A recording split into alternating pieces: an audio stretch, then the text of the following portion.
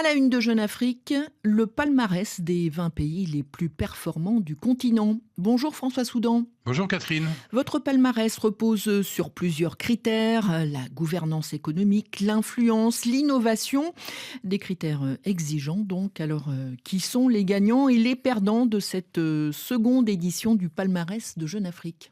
Alors c'est une édition commentée par Thaïs Brook et qui prend en compte les trois domaines clés que vous venez de citer, eux-mêmes décomposés en 24 indicateurs distincts. Et comme l'an dernier, l'Afrique du Sud, Catherine, l'emporte, je dirais, haut la main. Alors bien sûr, la première économie du continent, c'est aussi un pays où les inégalités sociales, le chômage, la violence demeurent élevées, mais elle conserve une longueur d'avance dans tous les autres domaines: innovation, qualité des universités, marché des capitaux, taille des grandes entreprises, ainsi que l'influence symbolique, culturelle et diplomatique. L'Afrique du Sud est membre des BRICS et du G20. Viennent ensuite, Catherine, dans l'ordre, Maurice, la Namibie et le Maroc, trois pays qui conjugue un environnement des affaires attractif, diversification économique réussie et un taux de recouvrement fiscal élevé. Deux pays, par contre, décrochent dans notre classement: le Sénégal, pénalisé par la découverte de sa dette cachée, et l'Éthiopie, qui pâtit de son manque de transparence dans la communication de ses indicateurs économiques. Ce palmarès concerne donc 20 pays, mais vous consacrez un encadré au match Côte d'Ivoire-Ghana, et c'est le Ghana qui l'emporte d'une courte tête.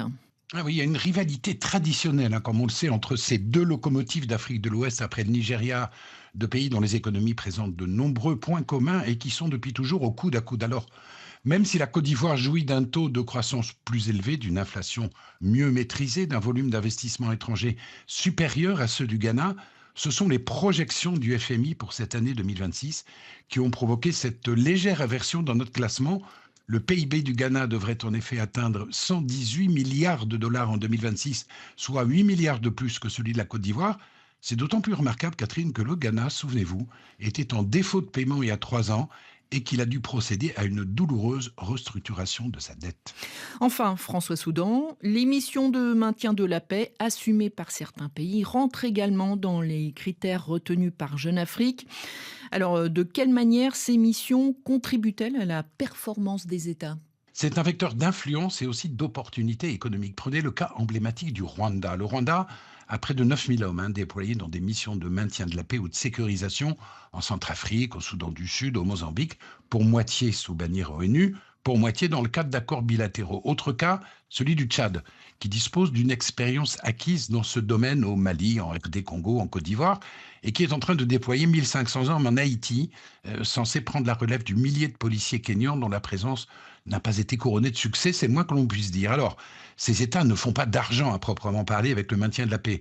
L'ONU rembourse 1448 dollars par mois et par soldat, somme à laquelle s'ajoute le défraiement de la logistique et du matériel.